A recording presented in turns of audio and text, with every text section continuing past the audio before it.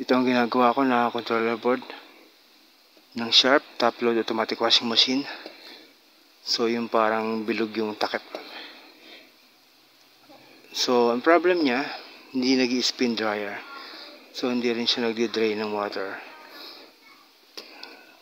Pero buo yung kanyang drain motor. Ang sira yung kanyang controller board mismo.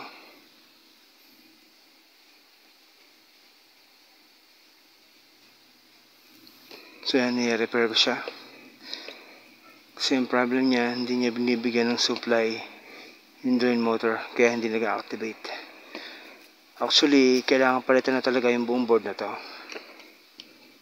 Yan, kailangan talagang palitan yan. Pag yung technician na hindi marunong mag-repair ng board, sasabihin, papalitan yan. So ang problem, kung may makukuha ba, o kung may makukuha man na ganito, mahal din yan. So kaya ko siyang i-repair. Yan, actually yan, mas makakamura yung customer pag kayang i-repair ang board.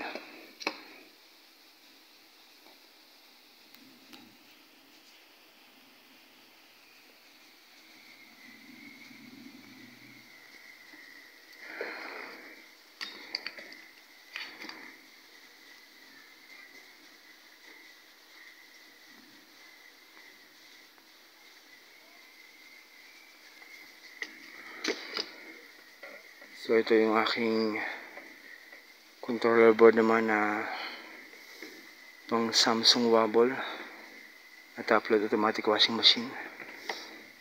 So yan, kukuha ko ng piyesa sa kanya para pangkabit dito sa board ng Sharp. So para gumana to. Matagal pa kasi kung o-order pa ng piyesa nito.